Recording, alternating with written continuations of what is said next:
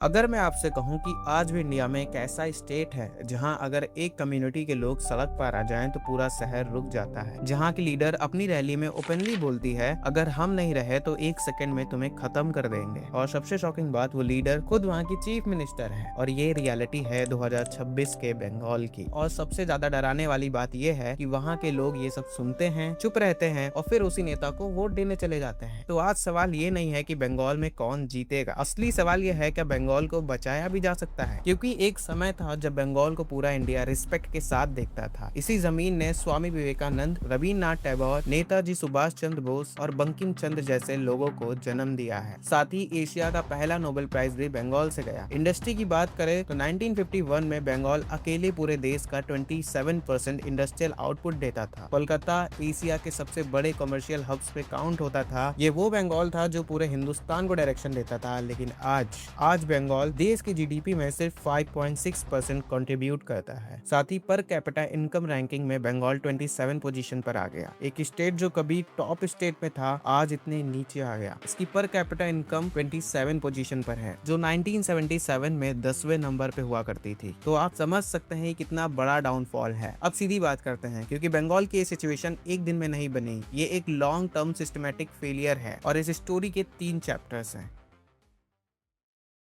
क्योंकि आजादी के बाद कांग्रेस ने बंगाल में उन लोगों को पॉलिटिक्स में जगह दी जो 1946 के डायरेक्ट एक्शन के वक्त मुस्लिम लीग के साथ खड़े थे। ये वही दिन था जब कोलकाता में हजारों हिंदूज मारे गए थे और कांग्रेस ने उन लोगों को मेन स्ट्रीम पॉलिटिक्स में जगह दी, उन्हें एमएलए बनाया, एमपी बनाया। मतलब जो जहर पार्टीशन के टाइम डाला गया था उसे निकाला नहीं गया, बल्कि और प्रिजर्व किया गया।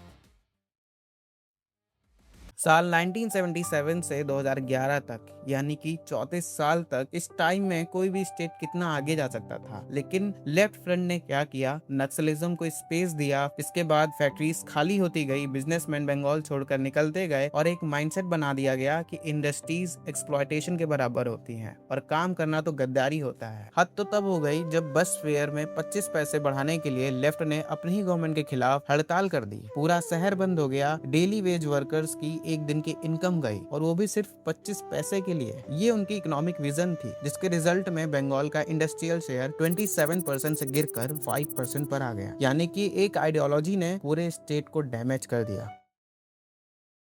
2011 में जब ममता बनर्जी जीती तो लोगों ने सोचा लेफ्ट फ्रंट चला गया है, अब शायद कुछ बदलेगा। लेकिन बदला कुछ नहीं। ठग नेटवर्क्स वही के वही रहे, सिर्फ उनका पॉलिटिकल नाम बदल गया। और आज हाल ये है, अगर कोई जर्नलिस्ट कुछ लिखने की कोशिश करे तो उसे धमकी मिलती है। और आइडेंटिटी पॉलिटिक्स की बात करें तो वो और भी ज्यादा इंटेंस हो गई है। बांग्लादेश से इलीगल इन्फिल्ट्रेशन को रोकना तो दूर, वहाँ के लोग तो ये कहते हैं कि उसे इनकरेज किया गया। बॉर्डर डिस्ट्रिक्ट्स में एडमिनिस्ट्रेटिव की प्रेजेंस वीक दिखती है और कोलकाता में सड़कों पर ऐसा माहौल बन गया है कि जब एक कम्युनिटी चाहती है तो शहर रुक जाता है। लेकिन एक चीज जो मुझे बंगाल के बारे में सबसे ज्यादा हर्ट करती है वो ये कि बंगाली मिडिल क्लास, जिसे भद्रलोक कहा जाता है, वो बहुत इंटेलिजेंट है, पढ़े लिखे लोग हैं, डिबेट करना जानते हैं, लेकिन कई बार ग्राउंड रियलिटी को इग्नोर कर देते हैं। पूरे देश में Bengali professors, doctors, engineers, scientist मिल जाएंगे आईआईटीज में, आईआईएम्स में, लेकिन बंगाल में कंपैरेटिवली कम है, क्योंकि बंगाल ने उन्हें रहने का माहौल ही नहीं दिया। और जो निकल गए वो अक्सर चुप रहे, क्योंकि उन्हें लगा पॉलिटिक्स में हमारा क्या ही रोल होगा। मेरे हिसाब से यही साइलेंस बंगाल की सबसे बड़ी ट्रेजेडी है, क्योंकि जब इंटेलिजेंट लोग अपनी जिम्मेदारी से साइड हो जाते हैं तब पॉलिटिकल वैक्यूम को गुंडे भर देते हैं। ये सिर्फ बंगाल का लेसन नहीं है, ये पूरे इंडिया के लिए एक लेसन है। अब कुछ लोग बोलेंगे ये बीजेपी का प्रोपेगेंडा चल रहा है, तो मैं एक सिंपल चैलेंज देता हूँ, सिर्फ एक स्टेट बताओ जहाँ कांग्रेस ने या लेफ्ट ने या किसी और पार्टी ने दशकों के स्टैग्नेशन के बाद इकोनॉमी को वापस खड़ा किया। बस आप एक एग्जांपल दे दो, क्योंकि मेरे पास 3 एग्जांपल हैं। क्योंकि गुजरात में जहां मोदी जी 2001 में आए, उससे पहले वो राइट्स का स्टेट था और आज इकोनॉमिक पावर हाउस है। उत्तर प्रदेश जो कभी माफिया राज के लिए जाना जाता था, आज वहां पे डेटा सेंटर्स, एक्सप्रेसवेज और इन्वेस्टमेंट की बात हो रही है। वहीं असम जहां इंसर्जेंसी थी, इन्फिल्ट्रेशन थी, हिमंत बिश्व शर्मा जी ने सिस्टम चेंज कर दिया। तो ये हैगियोग्राफी नहीं है, ये डेटा है, नंबर्स हैं, जीडीपी ग्रोथ रेट्स हैं। और ये कंपैरिजन में इसलिए नहीं कर रहा कि बीजेपी की पीआर करूं? मैं इसलिए कर रहा हूं क्योंकि बंगाल के वोटर्स के पास एक सिंपल सवाल होना चाहिए, हमारे पास बेटर ऑप्शन क्या है? अगर है तो सीरियसली बताओ, लेकिन अगर नहीं है तो फिर ये प्रिटेंड करना बंद करो कि सब ठीक चल रहा है। तो आखिर में यही कहूंगा कि 2026 का बंगाल इलेक्शन सिर्फ सीट्स का हिसाब नहीं है, ये एक पूरी सिविलाइजेशन का इम्तिहान है। क्योंकि बंगाल वो स्टेट है जिसने स्वामी विवेकानंद, रविंद्रनाथ टैगोर और सुभाष चंद्र बोस जैसे लोग दिए, और वो आज एक ऐसे मोड़ पर खड़ा है जहां उसे डिसाइड करना है क्या वो फिर से इंडिया को रास्ता दिखाएगा या फिर वो उस रास्ते पर निकल जाएगा जहां से वापस आना मुश्किल होगा। क्योंकि बंगाल ने एक बार पूरे हिंदुस्तान को जगाया था।